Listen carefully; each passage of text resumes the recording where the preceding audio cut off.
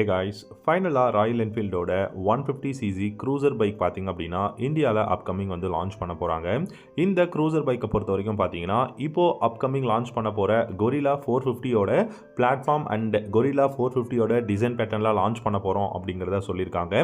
So Guerrilla 450 பார்த்தீங்க அப்படின்னா Himalayan 450யோட இன்ஜின் பிளாட்ஃபார்ம்லேருந்து பில்ட் பண்ணியிருக்காங்க.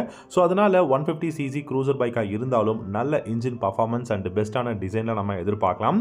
ஸோ ஃபர்தராக பார்க்கறதுக்கு முன்னாடி இந்த வீடியோக்கு ஒரு லைக் பண்ணிக்கோங்க. நம்ம சேனல் பிடிச்சிருந்தா சப்ஸ்கிரைப் பண்ணிக்கோங்க. ராயல் என்ஃபீல்டு பார்த்தீங்க அப்படின்னா அப்கமிங் நிறைய இன்ட்ரெஸ்டிங்கான பைக்ஸ் லான்ச் பண்ண போகிறாங்க. அதுலேயும் இப்போ கூடிய சீக்கிரம் பார்த்தீங்கன்னா கொரில்லா 450 அப்படிங்கிற ஒரு 450cc சிங்கிள் சிலிண்டர் இன்ஜின் வந்து லான்ச் பண்ண போகிறாங்க.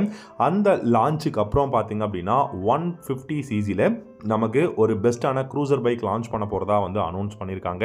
இந்த 150cc க்ரூசர் பைக் பார்த்தீங்க அப்படின்னா டெஃபினட்டாக அண்டர் 1,50,000 எக்ஸ்ஷோரூம் ப்ரைஸில் தான் இருக்க போகுது.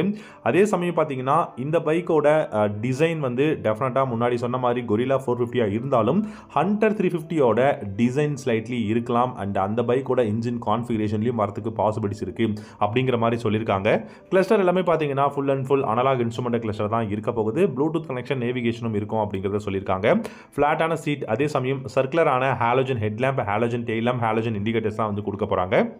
அண்ட் அது மட்டும் இல்லாமல் இன்ஜின் ப்ரொடியூஸ் பண்ணக்கூடிய பார் அப்படின்னு பார்த்தீங்கன்னா இன்ஜின் டிஸ்பிளேஸ்மெண்ட்டை பொறுத்த வரைக்கும் 149cc சிங்கிள் சிலிண்டர் இன்ஜின் தான் கொடுத்துருக்காங்க. ஏர் கூல்டு தான். அண்ட் இந்த இன்ஜின் ப்ரொடியூஸ் பண்ணக்கூடிய பார் அப்படின்னு பார்த்தீங்கன்னா டெஃபினட்டாக 13.7 ஹார்ஸ் பவரும் 15.8 நியூட்டன் டார்க்கும் ப்ரொடியூஸ் பண்ண முடியும் அப்படிங்கிறாங்க. ஸோ எப்படி பார்த்தாலுமே நமக்கு டார்க் அப்படிங்கிறது அதிகமாக இருக்கிறதுனால இந்த 150cc ராயல் என்ஃபீல்டு பைக்குமே ஒரு நல்ல இனிஷியல் பிக்கப், டாப் இன் பர்ஃபார்மன்ஸ், அந்த புல்லிங் பவர் எல்லாமே பெஸ்ட்டாக இருக்கும் அப்படிங்கிறது நம்ம எதிர்பார்க்கலாம்.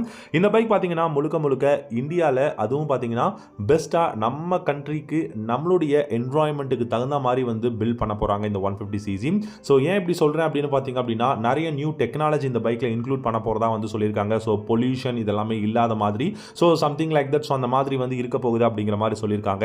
இந்த 150cc நீங்கள் ரெகுலராக கம்யூட்டராக இந்த பைக்கை நீங்கள் யூஸ் பண்ணலாம். டிராஃபிக்கில் யூஸ் பண்ணுறதுக்கு பெஸ்ட்டாக இருக்கும். 5-speed கியர் பாக்ஸ் தான் வந்து கொடுத்துருக்காங்க. Build quality, engine performance, riding ergonomics, technology, features, updates இது எல்லாமே பார்த்தீங்கன்னா இந்த 150cc க்ரூசர் பைக்கில் வந்து இருக்க போகுது. டெஃபினட்டாக இந்த பைக் எல்லாமே பார்த்தீங்கன்னா லான்ச் ஆனதுக்கப்புறம் நிறைய நேக்கட் ஸ்ட்ரீட் வெட்டர்ஸ் எல்லாமே இந்தியாவிலேருந்து காணாமல் போகிறதுக்கு நிறைய சான்சஸ் இருக்குது. ஏன்னா ராயல் என்ஃபீல்டு அப்படின்னு பார்க்கும்போது நம்ம எல்லாருக்குமே தெரியும் 350cc எபோவ் தான் நமக்கு ராயல் என்ஃபீல்டு பைக்ஸ். பட் ஒரே ஒரு பைக் மட்டும் எக்ஸப்ஷனலாக வந்து லான்ச் பண்ண போகிறாங்க கூடிய சீக்கிரம். 150cc மேபி அது ஹண்டர் 150 இருக்கலாம், இல்லாட்டி கிளாசிக் 150 இருக்கலாம், ஏன் ஹிமாலயன் 150 எதுவாக வேணால் நம்ம இருக்கலாம். பட் அப்கமிங் வந்து பார்த்தீங்கன்னா 150cc க்ரூசர் பைக் லான்ச் பண்ண போகிறாங்க. ட்ரேட்மார்க் எல்லாமே பார்த்தீங்கன்னா ரெஜிஸ்டர் பண்ணியிருக்கோம் அப்படிங்கிற மாதிரி இன்ஃபர்மேஷன் வந்து கிடைக்குது. ஸோ அப்படி பார்க்கும்போது டெஃபினட்டாக இந்த பைக் வந்து நமக்கு வீல்ஸ் அப்படின்னு பார்க்கும்போது டெஃபினட்டாக பார்த்தீங்கன்னா ஸ்போக் வீல்ஸில் இருக்கிறதுக்கான பாசிபிலிட்டிஸ் இருக்குது. பில்லியனுக்கு கிராப் ரேல்ஸாக இருக்கட்டும், இல்லாட்டி இந்த பைக்கில் இருக்கக்கூடிய லைட்டிங் செக்ஷன், அண்ட் தென் உங்களுக்கு எல்லாமே, அதாவது ஃபியூல் டேங்க்லேருந்து எல்லாமே பார்த்தீங்கன்னா ரீடிசைன் வந்து பண்ண போகிறோம் அப்படிங்கிறத சொல்லியிருக்காங்க. ஸோ ஒரு நல்ல பெஸ்ட்டான கான்ஃபிகரேஷனில் சூப்பரான இன்ஜின் பர்ஃபார்மன்ஸில் ராயல் என்ஃபீல்டு கிட்ட இருந்து 150cc ஒரு க்ரூசர் பைக் அப்கமிங் நம்ம எதிர்பார்க்கலாம். டெஃபினட்டாக என்னை பொறுத்த வரைக்கும் 1,50,000 கம்மியாக லான்ச் பண்ணாங்க அப்படின்னா வேறு லெவலான ஒரு பைக்காக இருக்கும்.